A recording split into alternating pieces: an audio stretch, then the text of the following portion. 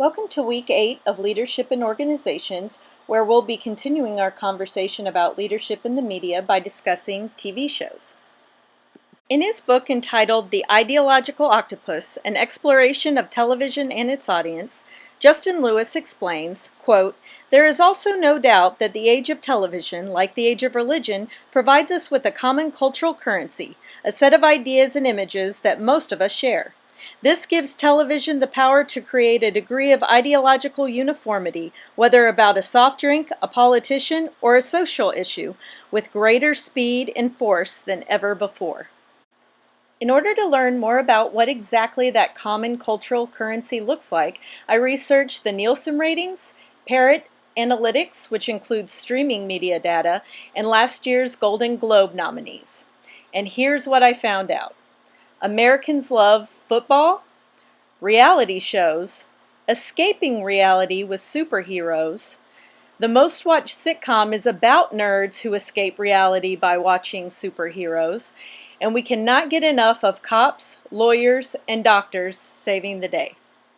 By my observations, the most common themes in America's most watched television shows were protagonists who are strong transformational leaders, heroes, triumph over adversity or evil, and rooting for the underdogs. We love a Cinderella story. I thought it most appropriate that we not only discuss a television show that reflects the ideas and images that America gravitates toward, but the rest of the world as well. And the most watched show across the globe is Game of Thrones. That probably didn't come as a shock.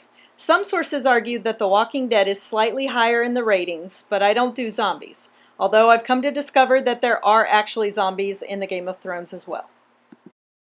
Let's do a brief synopsis just in case, like me, you're not one of the 30 million viewers that watches the show.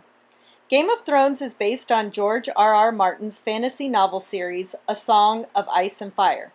Its 8th and final season will premiere next year.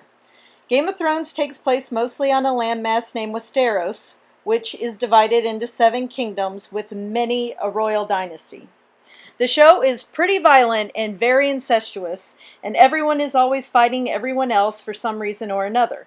And there's several characters vying for the Iron Throne. There are way too many characters to name them all, but don't worry, most of them didn't make it to the end of Season 7 anyway. The first Game of Thrones leader we'll speak about is Tyrion Lannister. He is an outcast from birth and persecuted for his dwarfism. He's often referred to as half a man or the imp. He's hated by most of his family, mostly because he caused his mother's death when he was born. And he goes on later to kill his father, although he does have a somewhat good relationship with one of his brothers. He is a drunk, yet he is quite smart and witty. He is a talented strategist and serves as an advisor to multiple rulers. Be advised that the following clip contains some profanity.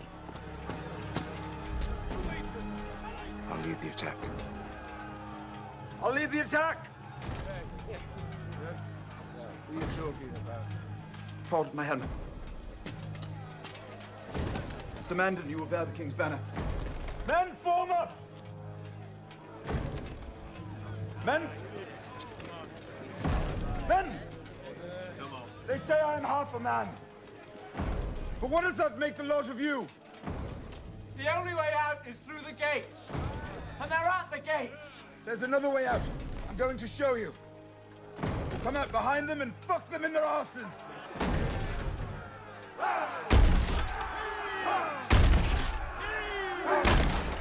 Don't fight for your king.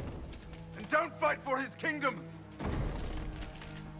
Don't fight for honor. Don't fight for glory. Don't fight for riches because he won't get any. This is your city Stannis means to sack. That's your gate he's ramming. If he gets in, it will be your houses he burns. Your gold he steals. Your women he will rape.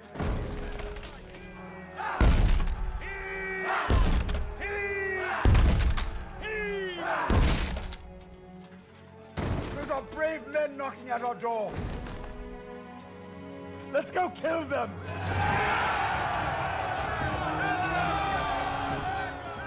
As you can see, Tyrion is an example of an adaptive leader. He can often be found pushing others to do what needs to be done despite their reluctance. Due to his size, he's had to adapt to a violent world where he's disadvantaged in combat, but this has made him extremely resilient and able to appreciate the struggles of others. He is flawed like all the other characters in the show, but he provides direction to leaders and followers alike, provides protection for the weak and vulnerable many times throughout the series, and he resources his wit and intellect to dissolve conflict in dangerous situations. Now, of course. I spent my life in foreign lands. So many men have tried to kill me. I don't remember all their names. I have been sold like a brood mare. I've been shamed and betrayed, raped and defiled. Do you know what kept me standing through all those years in exile? Faith. Not in any gods. Not in myths and legends. In myself. In Daenerys Targaryen. The world hadn't seen a dragon in centuries until my children were born. The Dothraki hadn't crossed the sea. Any sea. They did for me. I was born to rule the Seven Kingdoms. And I will. You've just been introduced to one of the most popular characters of the series. Daenerys Targaryen has been through many hardships and tragedies in her young life, and it's made her the type of leader that does not like to see others abused or mistreated. She's not only legendary because she has 3 dragons and a superhuman immunity to fire, but also for her benevolence. She selects Tyrion as the hand of the queen, and he advises her. Daenerys exhibits the traits of a transformational leader. She's clearly dominant, has a desire to influence, is highly self-confident, and has comparably stronger values and morals than most in Westeros. She's extremely charismatic and gives very inspiring rallying speeches. Her armies fight for her not because they have to, but because they want to, and she spends a lot of time worrying about their welfare and their lives.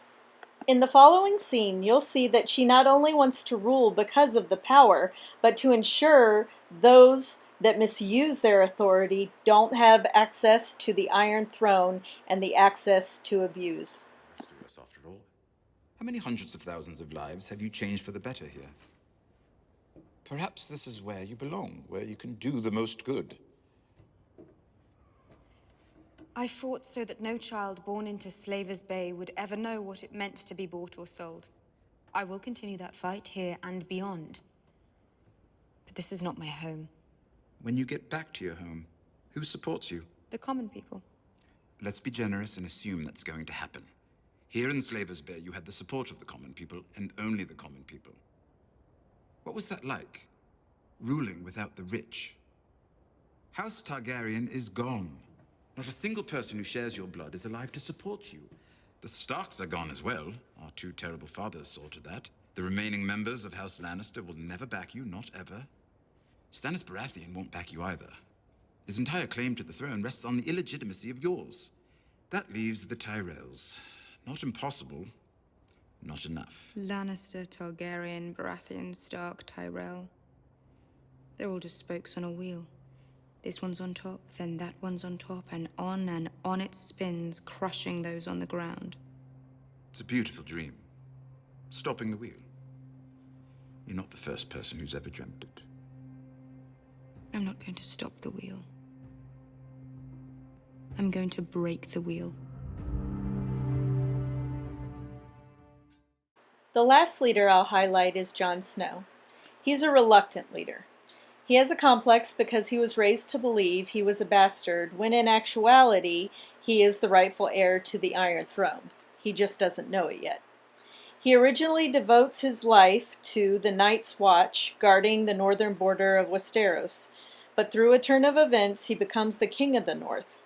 He doesn't believe in senseless killing or making others carry out the sentences he imposes. He probably exhibits the highest moral bearing on the show, and he pledges his support to Daenerys for the common good of his people.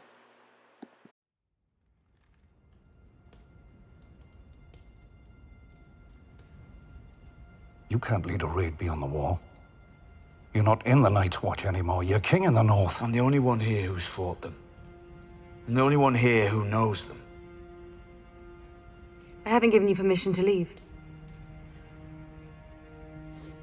With respect, Your Grace, I don't need your permission. I am a king. Now, I came here knowing that you could have your men behead me or your dragons burn me alive. I put my trust in you, a stranger, because I knew it was the best chance for my people, for all our people. Now I'm asking you to trust in a stranger, because it's our best chance.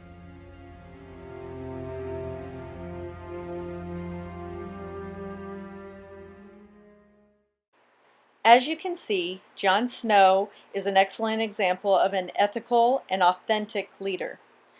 Nordhaus describes authentic leadership as, quote, a complex process that emphasizes the development of qualities that help leaders to be perceived as trustworthy and believable by their followers.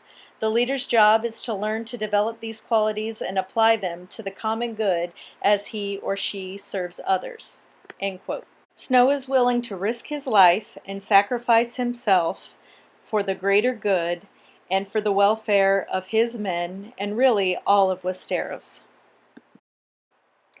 Thank you for your time and attention. I know I went a little over the regular 10-minute mark. This week we'll be doing a WebEx on Thursday, July 12th from 7 to 8:30. These are your discussion questions to consider in preparation for that. I will also post them on discussion board.